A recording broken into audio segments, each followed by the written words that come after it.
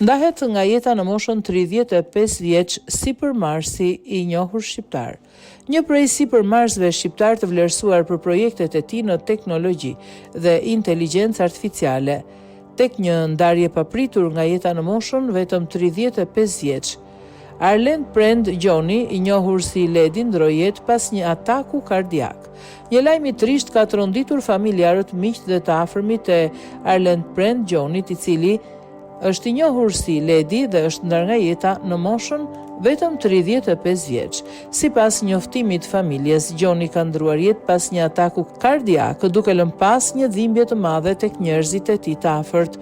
Por vetëm pak muaj më parë emri i tij ishte bërë pjesë e një historie suksesi shqiptar në teknologji. Në maj të këtij viti, Forbes Middle East e prezantoi Arlen Gjonin si themelues të Prepare Labs, një prej iniciativave që po punon në përdorimin e inteligjencës artificiale dhe analizave gjenetike në shëndetësi.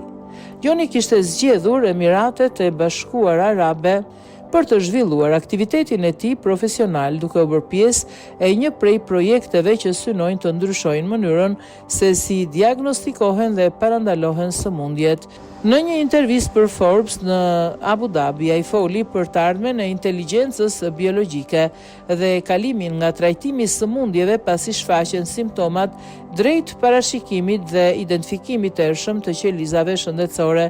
Teknologjia ku po punonte kompania synonte përdorimin e inteligjencës artificiale dhe analizave gjenetike për të identifikuar rreziqet shëndetësore përpara shfaqjes së simptomave. Sipas Gjonit, një qasje e tillë mund të ndihmonte në zbulimin e hershëm të sëmundjeve kronike, përfshirë diabetin, problemet kardiovaskulare si dhe disa forma të kancerit.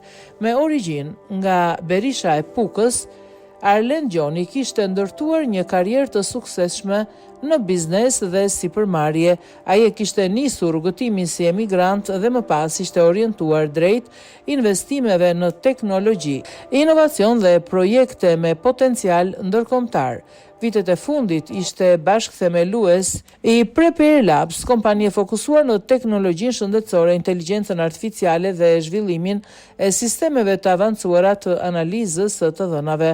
Ndër projektet e lidhura me këtë fushë është edhe Genetic Digital Twin, një teknologji që synon të ndërthurë të dhëna gjenetike, metabolike, klinike, imazherike dhe biometrike për të ndihmuar në identifikimin e hershëm të rreziqeve shëndetësore dhe personalizimin e trajtimeve. Të afërmit e përshkruajnë Arlendin si një njeri me vizion dhe ambicie të mëdha, i cili pavarësisht moshës së re kishte arritur të ndërtonte një profil ndërkombëtar dhe të investonte në projekte të teknologjisë së ardhmes. Ndarja e tij nga jeta vjen në një moment kur ai ishte ende në kulmin e një karriere të orientuar drejt inovacionit dhe teknologjisë, duke bërë humbjen edhe më të dhimbshme për familjen dhe njerëzit që e njihnin.